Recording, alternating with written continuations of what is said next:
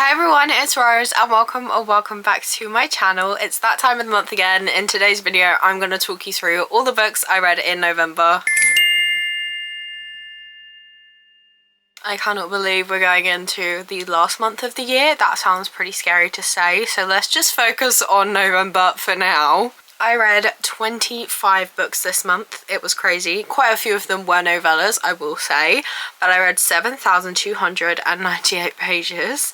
I read 5 out of the 8 books on my TBR, which is over half, so I'm not mad about it, and I found 2 new 5-star reads. So I guess let's just get straight into talking about them.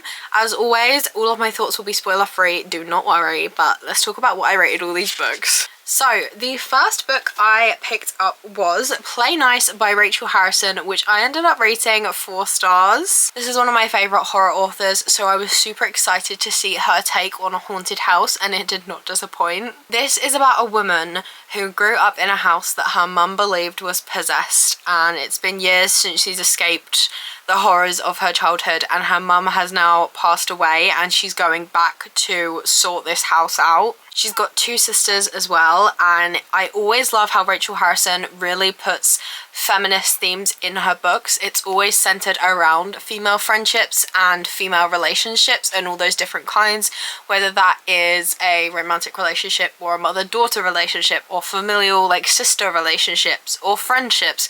It's always strong female relationships talked about, but also it's very feminist in the way it's written, and that's something I love about her. I really like this. I listened to the audiobook and I really enjoyed the audiobook, so I definitely recommend. This was definitely creepy at times. I remember I finished it just before I went to bed and I was scared to turn the light off. It definitely was very atmospheric, and one I would definitely recommend. Next up, we have Watch Me by Tahereh Mafi, which I also rated 4 stars. This is the first book in her new spin-off series, Shatter Me: The New Republic. I would absolutely say you need to read Shatter Me to go into this. I don't think you'd enjoy it half as much, and there are so many cameos. Kenji, my favourite comfort relief character, was in this so much, and I loved it so much. We had Aaron Warner back in there, we had Nazira, we had Juliet, of course. And in the Shatter Me series, James is a main character. He is a boy in that series, and now we're following him as an adult, so I definitely would recommend reading the Shatter Me series. It's also really fun and I would recommend it anyway, but yeah, I wouldn't go into this without having read the Shatter Me series. But yeah, we're following him as an adult, and he is on a secret mission to basically infiltrate the what's left over of the resistance. They've got like an island really hard to penetrate, and he gets in there, and there is a woman there, and they I'm not going to tell you anything about that, but she is a main character too, and she is such a badass. I love her so much.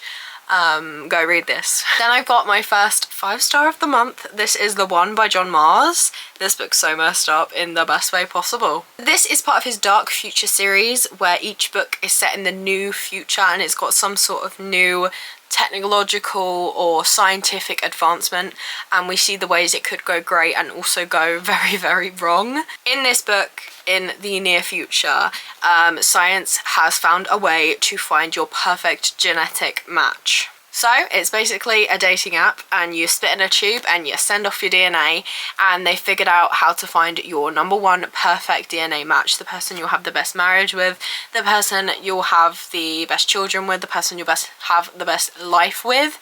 And when your match does the same thing, sends their DNA off, you'll find out you get a match, and you get their information, you meet up, you live happily ever after, or so you're supposed to think. But the thing is, DNA does not care if the love of your life is a man, and you're a man, and you thought you were straight your whole life, but suddenly the love of your life is a man, and now are you gay? It doesn't care if the love of your life is a serial killer, or is dying, or is already dead, because DNA does not lie. And we follow, I think, 5 people who all get their matches, and when I tell you, it is insane how all the stories link up, and how John Mars is not scared to kill off characters in the most brutal of ways. I read some other John Mars books in that series throughout the month, but we're going to talk about them all here now.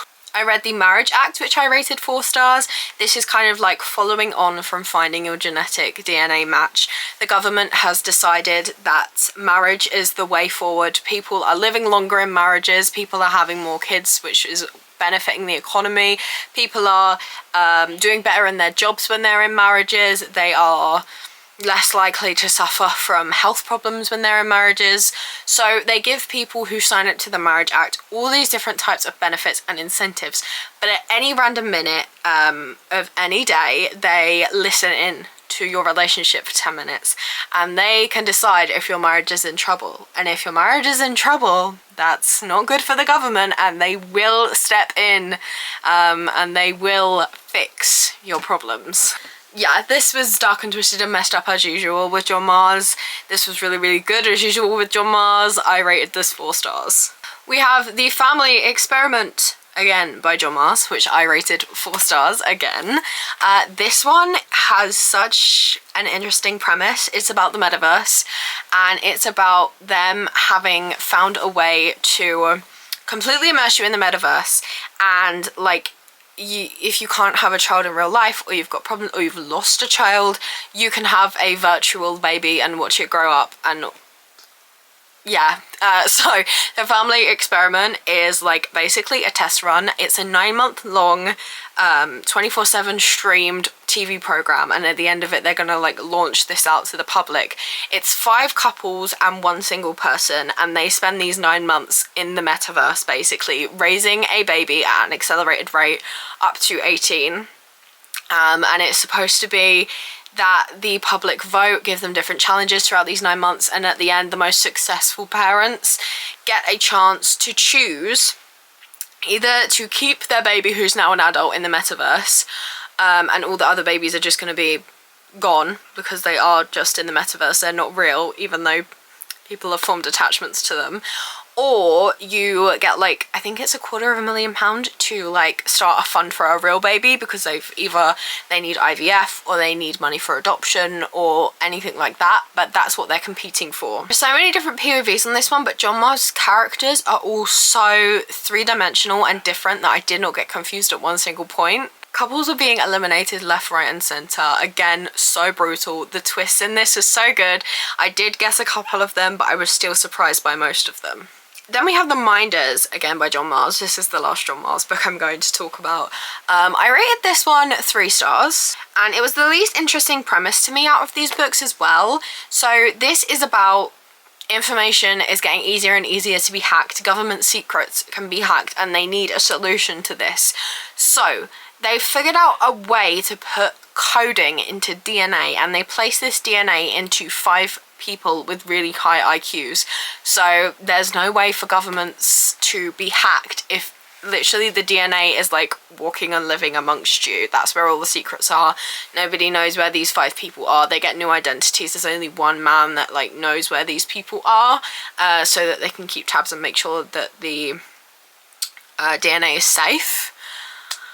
Yeah, this one was just a bit of a letdown. I didn't really like any of the characters, so I didn't feel connections to them, and I wasn't really rooting one way or the other. But I like the rest of the books in the series, so let's move on from John Mars. Then I've got another 5-star. That is Where's Molly by H.D. Carlton. I was putting this off because I really wanted to reread The Cat and Mouse Duet before I read this. But then I just was like, no, I just want to pick it up. I picked it up on a whim. I flew through it. There were so many quotes I tabbed. This was such a good book. It is dark, it is deep and twisted, so please check content warnings. But Molly is in The Cat and Mouse Duet. When what happens to Addie happens to her. This is how I'm trying to be spoiler free. Molly is the person whose diary she was reading, and then the diary entries like suddenly stop and you don't know what happened to her. Well, this is her story. This was so good. This was so sweet. The romance. Oh my god. This man, when he finally meets her for the first time, he books out every single room in every single hotel in a 30-mile radius, so she has no choice but to spend the night at his house. A man with money. Okay. This is dark and brutal. She is such a badass. I don't know if it's a spoiler to tell you what she does, but yeah, she is She's working for the right side, let me tell you. This was so good. I read Problematic Summer Romance by Ali Hazelwood. I rated this one 4 stars. We had a lot of 4 stars this month, which is nothing but good. I would definitely say read Not in Love, because Problematic Summer Romance is about the main guy from Not in Love's little sister and best friend, and the whole book is set at our couple from the first book's wedding, so it's basically an extended epilogue for that couple, but we're seeing this new romance. It is an age gap. It is... listen, I really liked it. I thought it was really sweet. It had one of the best love confessions I have ever read. Ali Hazelwood was pulling at my heartstrings. However, it did get very, very repetitive. They'd finally break and like kiss, or they'd confess their feelings and then straight away would be like, no, I can't. And I just felt like, did this guy even deserve her by the end of it? Because it was always him like breaking and being like, look, I love you, I've always loved you, and then being like, but I can't be with you. And she's like, I'm tired of you doing this over and over again. I really liked it, but that got too repetitive, and that's why it wasn't a 5. Other than that, I loved it. Then I read One Little Lie by Colleen Coble. I rated this book 1.5 stars, mainly because I save my 1 stars for books I physically cannot get through and I DNF. This one was a hate read. Listen, it was a NetGalley arc, so I try my hardest not to DNF NetGalley arcs, even if I'm really hating them, because I want to at least be able to finish it and give a review of the whole book. I didn't realise this was Christian fiction. So preachy, and all of it was just like all these supposedly horrible and dark and twisted things were happening because it was supposed to be a thriller. And all these characters were just like, no, God's got me, it's fine. And it's like, how... why am I gonna like root for a realistic outcome if the realistic outcome is that God's got ya? So like, it doesn't matter. It was so preachy. I'm gonna pull up my review actually, because all I can remember is how preachy it was. I guess the plot twist from the moment the character was introduced, I remember that now. The woman felt like a man had written her. You know when we say like a man's written a woman and it's just like she boobed boobily down the stairs? Like she was written like that. It was a woman that wrote her. I was so surprised. I was like, is Colleen Coble a pen name? Because there's no way a woman wrote this about another woman. The ending made me wish I hadn't bothered, as it was unsatisfactory and frustrating. Okay, I was feeling harsh in my review. I guess we're going to continue and move on from that, because it's making me annoyed remembering the Bible verses. I read The Final Wife by Jenny Blackhurst, and I rated this 4 stars. I love Jenny Blackhurst. I've had multiple 5 stars from her, and this was so good. So a woman calls up the police and is like, I've just killed my husband. The police arrest her at the scene of the crime, and one police officer is convinced she didn't do it. Like, this isn't adding up, but why is she saying she did it? Who is she protecting? She's his second wife. We have a first wife. We follow the perspective of the present timeline. We mainly follow the detectives on the case. And then in the past timeline, we follow the second wife as she meets him while he's still with the first wife. This had plot twists I could not see coming. I loved it so much. I support women's rights, but more importantly, I support women's wrongs. There were some badass female characters in this. Oh my gosh, so good. I read Twist Me by S.K. Prince, and I rated this 3 stars. This is a dark and twisted romance. This is about someone in the FBI who goes undercover into an insane asylum where the Triplet brothers are, because people keep getting murdered at this insane asylum, and she needs to go undercover and figure out who it was. The mystery had me so hooked. I have so many conflicting thoughts about this book. The ending, there's a bit where it says, like, the end, or is it? And then there's another chapter. I thought it was an unwritten rule that authors did not do that. Oh, I thought it was an unwritten rule that we didn't do that in books. I'm gonna read the next one because I was really looking forward to the next one, and then that happened and I was like, oh my god. What? Why did you do that? Like, why did you do that? But I'm gonna read the next one because she seems insane and I'm here for it. I read A Scar in the Bone by Sophie Jordan, and I rated it 3 stars. Thinking back, 3 stars is generous. And I read this in a reading vlog, and I know I said it in that vlog that the 3 stars was generous. This book feels like really bad reality TV in the way that it is so bad and so god awful, but you want to keep reading we want to keep watching, but in this case want to keep reading to see how insane is this author's plot twist going to go next. Like, what could she possibly do next? This is the sequel to A Fire in the Sky. I rated that book 3 stars because I didn't like where we went in the second half of that book. I actually liked that premise in the second book more. That was where my likings ended. The love triangle in this book is absolutely insane. Where we ended in book 1, book 2 doesn't pick up after that. Book 2 picks up like a year after, and you're just really confused, and then you get a like, oh yeah, you know, you're wondering where that character was, and it's because like all of this stuff happened that we didn't put in the book, and I'm just going to really quickly explain it to you. And it's like, we could have had a whole book in between this, because what do you mean the most plot didn't happen on page? It was just recapped, and then in the rest of the book nothing happened. I probably will continue just because it's so bad it's entertaining, but I wouldn't recommend this series. I finished off the Alibis collection, which is 6 novellas from thriller authors, and they've each written their own novella with the theme alibis. So we have Good Neighbours by Chad Zunker, which I rated 2.5 stars, and we have Small Things by Wanda M. Morris, which I rated 3 stars. I'm not going to tell you anything about them because they're literally like 50 pages each, so telling you anything is going to give it away. I continued up the Brightfall series by reading Astrid Parker Doesn't Fail by Ashley Herring Blake, and I rated this 3 stars. This is a sapphic romance. I really liked it, but it felt too long and again a bit repetitive. I did like the actual romance though, but I felt like, again, this book didn't need to be 400 pages. It could have easily been 300 and I would have liked it a lot more. Oh my god, I did! Okay. I read this book a lot earlier in the month than we're getting to it because I somehow skipped it. I read Love Mum by Ileana Zander, and again I rated this 3 stars because so many mixed thoughts. Really liked the plot. It was really fast paced.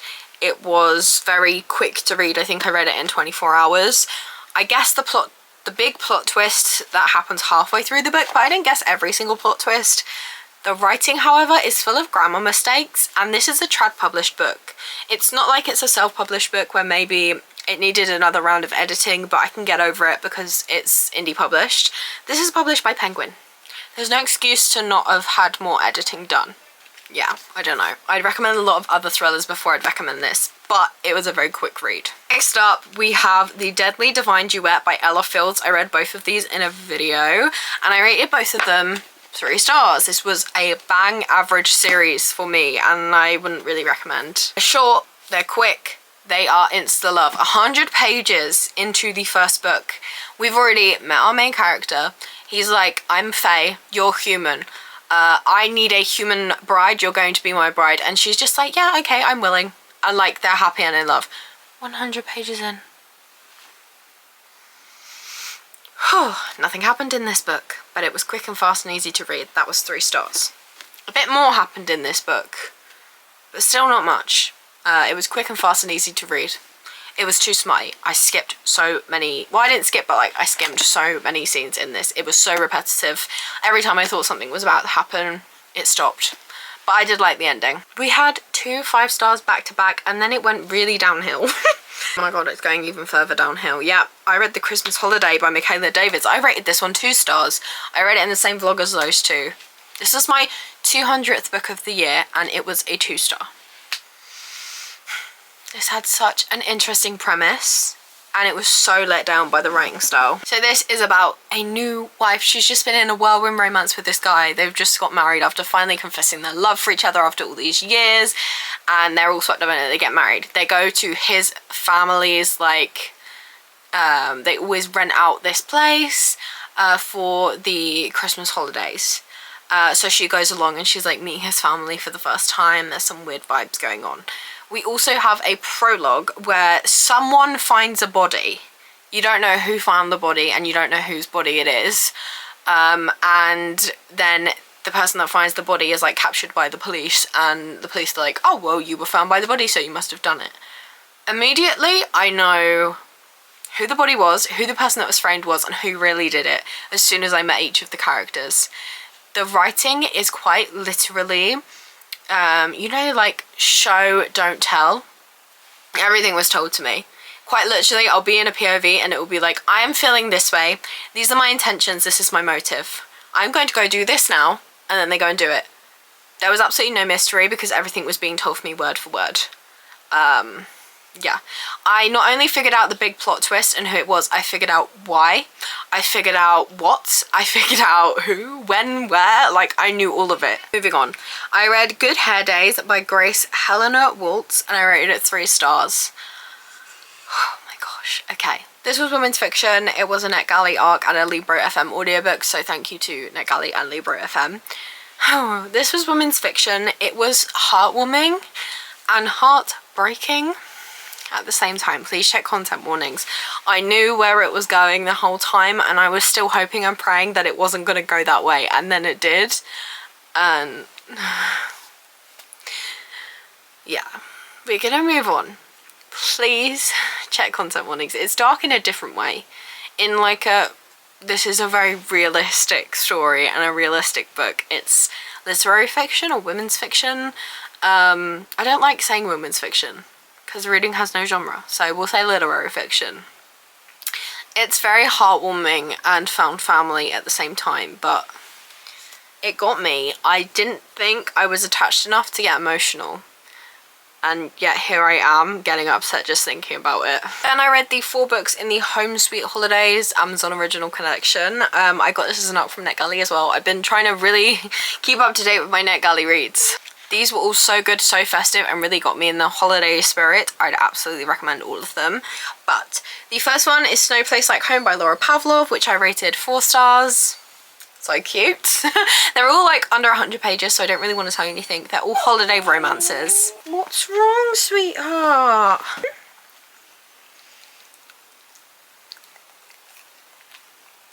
Get down. This is a brother's best friend romance. That's all I'll say. We have All Wrapped Up in You by Rosie Dannon, which I rated 4 stars again. This was, this is like their neighbours, but they don't know their neighbours. I don't know how else to explain it. It was really good. We have Merry and Bright by Ali Rosen, which again I rated 4 stars. This has Hanukkah in it as well as Christmas, and so good. Then I read You Better Not Pout by Mia Sosa, which I rate 3.5 stars. It was my least favourite in the series just because it's a second chance romance, and I don't tend to like second chance romances. I tend to think they broke up for a reason in the first place, so yeah. But it was still good and very festive. This video is going to be so long unless I cut down like half of my yapping. The final book, we're finally there. Again, another NetGalley arc. Thank you, NetGalley. This is The Girls in the Cabin by Caleb Stevens, and I rated this 4 stars. This was so good. I will say, again, guess the plot twist. Maybe I've read too many thrillers at this point, but I knew the direction it was going to go. But that plot twist only happened halfway through, so I still had 50% of action. This is quite gory. This is grim and dark. It's about a dad who, his wife has recently passed away and he's got 2 daughters and he's trying to reconnect with them. They go on a camping trip. However, one of the daughters gets badly injured and there is a blizzard. They find a cabin in the woods and this woman takes them in for refuge, but she is holding a deep dark secret and doesn't want them to leave. Really good. I'd recommend. Check content warnings for anything that wasn't a romance, honestly, I think. Even some of the romances. So those are the 25 books I read in November. Definitely won't be reading that many in December. It's the last month, so how many books can we fit in before 2026? I don't know, but you guys will find out next month when I do my next reading wrap up. Let me know what you read this month. What was your favourite book you read this month? Please drop it down below because I'm always looking for new book recs. So that's where we'll leave it today. If you'd like to see more from me, please be sure to subscribe as I post new videos every single week. I hope you have a lovely day and I will see you in another video. Bye!